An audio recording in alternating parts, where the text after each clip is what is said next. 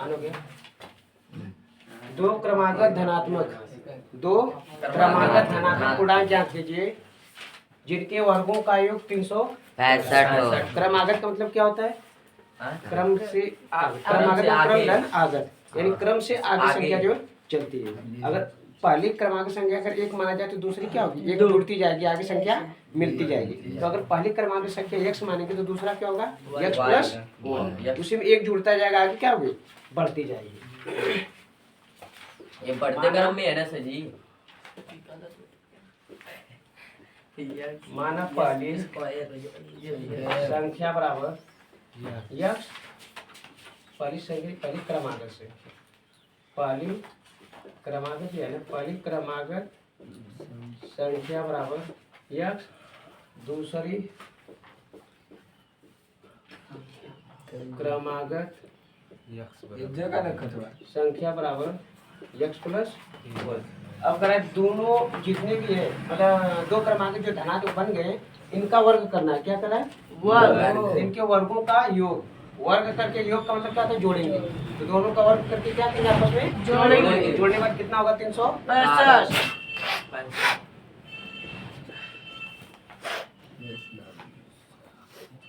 इसका वर्ग कर दो, यक्स का स्क्वायर, फिर इसका भी करेंगे यक्स प्लस 1 का स्क्वायर बराबर 365। ठीक है, यक्स स्क्वायर प्लस, अब खड़े हो जाओ तुम शिवशंकर, पढ़ाओ। ए प्लस बी का होल स्क्वायर का फॉर्मूला क्या है? ए प्लस बी का whole square A square minus B square plus 2ab। क्या होगा? ए प्लस बी का होल स्क्वायर फॉर्मूला बताओ। A square minus B square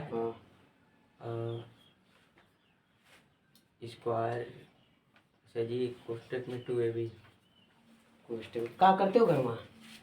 नहीं सर जी, कोष्टक में नहीं 2ab है। निकालो, हाथ निकालो, निकालो, निकालो हाथ निकालो। क्या करते? खड़ा हो गए। ए प्लस बी का होल स्क्वायर बताओ। A square plus B square 2ab। हाँ, A square plus B square 2ab। A square plus B square 2ab। खड़ा हो, तुम भी यही सर पढ़ाई। जी A square plus B square हाँ, 2ab। फिर निकालो हाथ। बैक क्या होता है? निकाल निकाल निकाल। हाँ, फिर पढ़ाई करने और कौन है? क्यों खड़ा हो गए? ए प्लस बी का होल स्क्वायर फॉर्मूला बताओ। काहे नहीं याद की? क्या कर रहे हो? क्या कर रहे हो भाई भाई? हाँ, सर जी ये रहेगा ए स्क्वायर माइनस नहीं A square plus B square Tirandar खड़े जाओ। A square plus B square plus 2ab। क्या बोला है? ए स्क्वायर प्लस फॉर्मूला क्या होता है प्लस बी का? पहली बार आया कहा है, तुम लोग याद करो मस्ती कर। A square plus B square plus 2ab बोला जाता है। 2ab। तो तुम 2ab की हो। प्लस लगा दीजिए कितना सही था। इसका देखो, पहले पद का वर्ग धन दूसरे पद का वर्ग 1 होगा, फिर 2 गुणे पहला पद गुणे दूसरा पद 2x होगा बराबर 362। अब एक्स स्क्वायर कितने हो गए? 2x square. जोड़ने पर इसके गुणांक बढ़ते हैं, ध्यान देना। सामने जो साइलेंट एक होगा इसके सामने साइलेंट एक, एक एक मिलके बोले 2x स्क्वायर। अब गुणा अगर करता तो इसका पावर आपस में जोड़ता। ठीक है, तो 2x स्क्वायर प्लस एक क्या है? 2x, एक प्लस 1 है इधर 365 को इधर ले आएंगे माइनस 365 बराबर 0। अब 2x स्क्वायर प्लस 2x, अब घटेगा इसमें से हाँ 305 माइनस प्लस घटेंगे तो कितना बचेगा? माइनस 364 बराबर 0। अब 2 से सब में हम भाग कर देते हैं क्योंकि सब में 2 छिपा हुआ है, तो कॉमन करो या तो काट दो। अगर कॉमन करेंगे तो 2 निकल जाएगा, यहाँ से क्या बचेगा? एक्स स्क्वायर, यहाँ से 2 कॉमन हो गया तो क्या बचेगा? x, यहाँ से 2 कॉमन होगा तो 182 बराबर 0। कॉमन समझ में आया? अब साथ समझ आ रहा है कॉमन बेटा? वो 2 का आचार्य चला गया। 182 कैसे है ये बता दीजिए बस। नहीं समझ आया? ये सूरज तुम आगे पीछे हो, तुम लोग उसको दिखाई नहीं दे तो लंबे लंबे पड़ जा रहे हो। मैं कर रहा हूँ उसको आगे पीछे कराओ। वो नहीं जी, सुशील को इधर करो। सुशील तुम वहाँ बैठो, इधर आओ, इधर सुशील इधर आओ। ये चार में दिखाई दे रहा है। तुम आगे जाओ सर जी। तुम वही बैठो अपनी जगह पे। सुशील तुम इधर आओ, सुशील की जगह तुम जाओ बैठो। दो कॉमन का मतलब होता है कि बड़ी से बड़ी संख्या आप कॉमन करिए। कॉमन का मतलब होता है कि उस संख्या से सभी संख्या का कट जानी चाहिए। तो दो अगर हम कॉमन किए तो दो से दो भी कट रहा है, भी कट रहा है, कट रहा है कि नहीं कट रहा है। इससे बड़ी कोई संख्या कॉमन नहीं होगी। तो कॉमन अगर मैं किया दो, तो दो से दो कटा, एक आएगा, एक साइलेंट होता है, एक्स स्क्वायर। फिर दो से दो कटा, एक आता है, एक साइलेंट रहता है, एक्स हो गया। फिर दो से 364 कटा 182, समझाया। अब दो इधर गुणा करें, इधर क्या करें, जीरो खत्म हो जाएगा। बचेगा कौन, x square plus x minus 182 बराबर। अब यहाँ से द्विघात समीकरण को हमें हल करना है। 182 यहाँ पे कांस्टेंट संख्या, यहाँ के सामने एक्स एक होगा। एक और 182 का अगर हम गुणा करें क्या बनेगा, 182 बनेगा। अब कोई दो संख्या बताओ, गुणा करके आपस में 182 हो जाए और जोड़ने या घटाने पर एक हो जाए। यहाँ पे एक है ना साइलेंट। तो बताओ 14 का और हम 13 का गुणा अगर करेंगे आपस में तो कितना होगा, 182 होगा। और 14 में से अगर 13 को हम घटा देंगे तो क्या आएगा, एक आएगा कि नहीं आएगा। और हमें एक मंगाना भी है, समझाया। तो हम 14 माइनस 13 कर सकते हैं ना।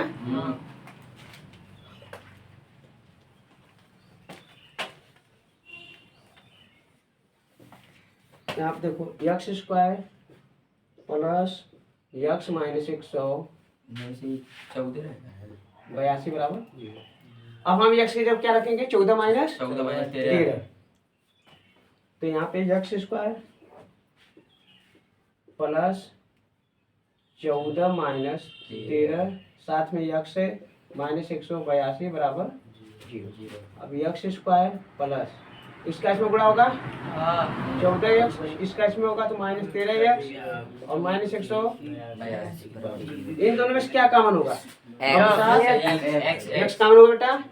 तो एक्स कॉमन करेंगे तो यहाँ से एक्स निकलेगा, एक एक्स बचेगा और प्लस यहाँ क्या बचेगा 14 और यहाँ पे 13 से 13 कटेगा, 13 से 182 कट जाएगा ना।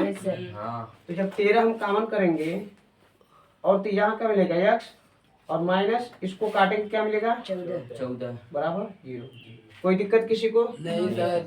अब दोनों में एक मिनट गलती हो गया, एक्स प्लस 14। अब दोनों में एक्स प्लस 14 मिल गया। और जो एक्स प्लस 14 दोनों में से कॉमन होगा तो एक्स प्लस 14 मिलेगा और यहाँ एक्स माइनस 13 है बराबर 0। दोनों के बराबर हम क्या रखेंगे 0। एक्स माइनस 13 बराबर 0। यहाँ प्लस होता है क्या होगा माइनस और यहाँ पे माइनस होता है क्या होगा प्लस। माइनस की संख्या ली नहीं जाएगी, ए वाली नहीं ली जाएगी और ए वाली लेंगे क्योंकि संख्या माइनस में नहीं मानी जाएगी। एक्स बराबर 13 हो गया तो बेटा पहली क्रमांक संख्या 13 आ गई तो दूसरी 13 एक 14 बनेगा ना। तो क्या लिखेंगे, पहली संख्या बराबर 13, दूसरी संख्या बराबर 14। अब देखो 14 अगर 13 हम दोनों को गुणा करेंगे, हाँ क्या लिखा है, इनके वर्गों का योग 365। अगर 14 का वर्ग करोगे कितना होगा 196 और 13 का वर्ग कितना होता है 169। जोड़ेंगे तो कितना होगा दोनों 365 हो जाएगा। ठीक है, नोट करो इसको जोड़ने पर हाँ उनके वर्गों का योग बेटा जोड़ना है, जोड़ने के बाद हुआ है। देखो इधर प्रश्न 4.2 का 5वां, एक समकोण त्रिभुज की ऊंचाई कितनी है, आधार से 7 सेंटीमीटर कम है। जितना आधार होगा उससे समकोण त्रिभुज की जो ऊंचाई है क्या है 7 सेंटीमीटर कम है। समकोण त्रिभुज मैंने क्या किया है बन गया, ठीक। आधार नीचे वाले कहते हैं। एक कह रहा है कि समकोण त्रिभुज की ऊंचाई यानी ये वाली ऊंचाई आधार से इससे कितना कम है 7 सेंटीमीटर, यानी ये जितना भी होगा उससे 7 कम होगा। अगर ये 12 है तो कितना होगा 7 कम होगा ना, 5 होगा ना। अगर ये 12 है तो 7 कम के 5 होगा। अगर ये 10 है तो 3 होगा। अगर ये 20 है तो कितना होगा 13 होगा। समझ आ रहा है ना। लेकिन अगर हमें ये पता है तब तो 7 घटाएंगे, लेकिन अगर अभी तो यही नहीं पता है। अगर ये इसको हम यक्स मान ले तो इसको भी तो 7 घटाएंगे नहीं घटाएंगे आधार में से, तो यक्स माइनस 7 होगा कि नहीं होगा। और फिर क्या कर रहा है, यदि कर्ण 13 हो, क्या है कर्ण 13, तो अन्य दो भुजा है उसको हमें ज्ञात करना है, इसको हमें ज्ञात करना है, ठीक है। अब साथ समकोण त्रिभुज किसे कहते हैं? तीनों भुजा समान होती है, समकोण त्रिभुज कहते हैं। तीनों भुजा समान तो से तुम बताओगे, बाहुबली बताओ तुम। समकोण त्रिभुज किसे कहते हैं? छुपावट समभुजा बराबर होते त्रिभुज। समभुजा, समकोण। हाँ कहाँ पढ़ के आए हो तुम बताओ, आर्यन बताओ। सुशील, सुशील खड़े हो जाओ, बोली नीचे क्या बताएंगे, तो खड़े हो जाओ। यही सोच रहा था। तो खड़ा डंडा कहाँ है? दो जी। समकोण त्रिभुज किसे कहते हैं?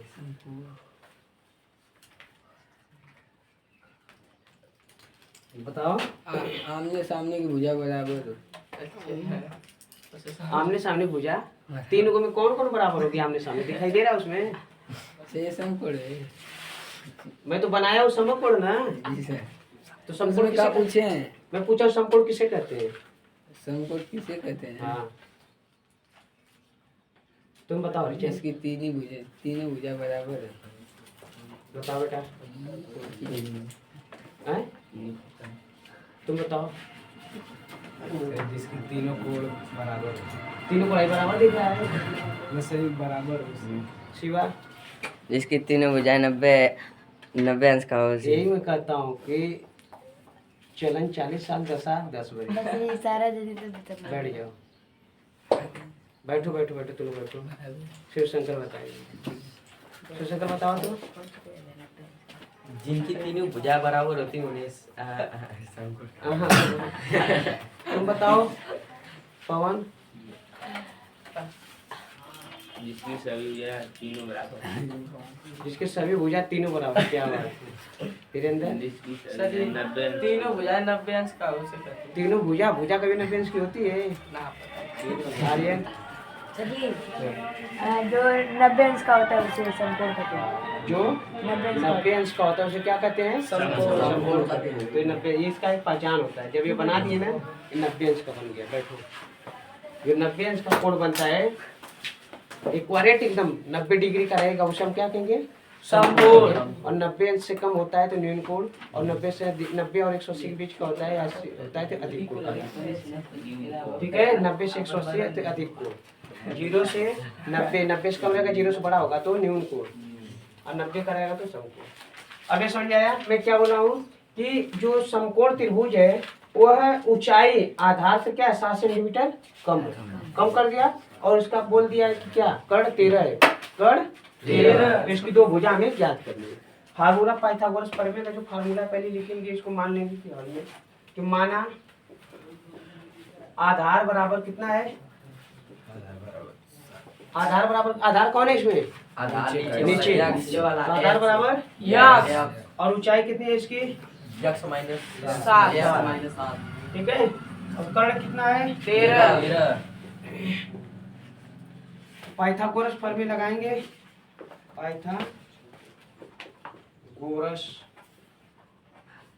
प्रमेय, पाइथागोरस प्रमेय द्वारा क्या फार्मूला होता है? कर्ण का स्क्वायर बराबर लंब का स्क्वायर प्लस आधार का। ठीक है, कर्ण का स्क्वायर बराबर लंब का स्क्वायर प्लस आधार का प्लस आधार का। कर्ण कितना है? 13। उसका स्क्वायर हो गया। लंब कितना है?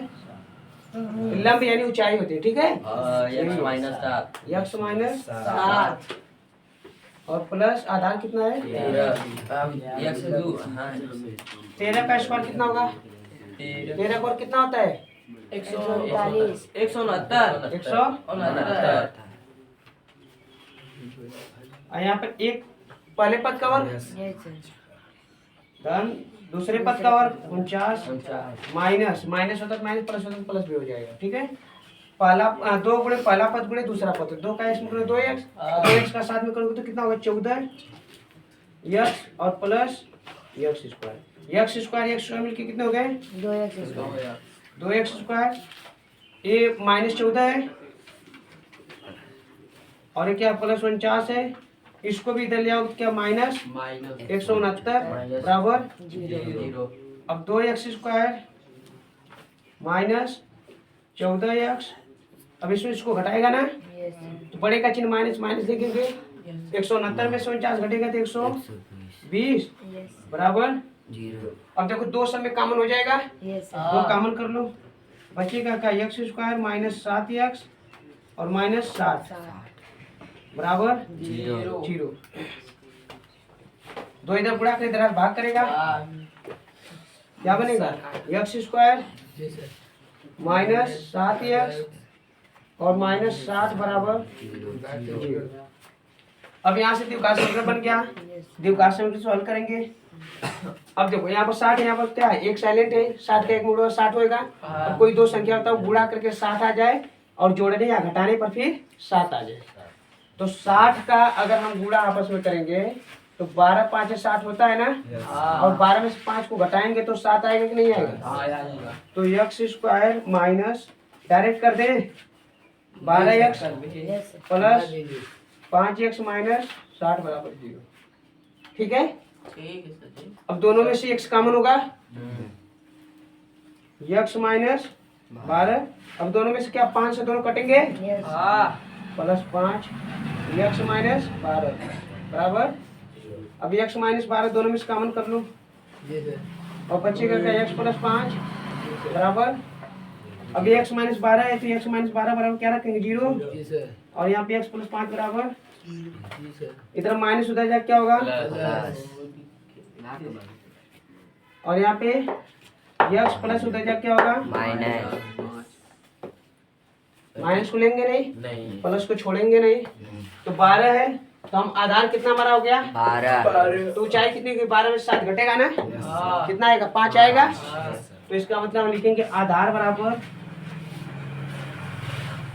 12 सेंटीमीटर और ऊंचाई बराबर -5। माइनस कैसे आएगा जी? यहाँ 12 रखो, 12 में 7 घटाओ तो माइनस कभी कभी ऊंचाई भी माइनस में आएगी? नहीं सर। वो तो गहराई में जाएगा तब ना आएगी। सही तनी बतिया पास रहा है बहुत ज्यादा। हाँ तो जब तोड़ूंगा बढ़िया तब समझ आएगा। तो सर जी आया समझ में? सर जी मुझको वही नहीं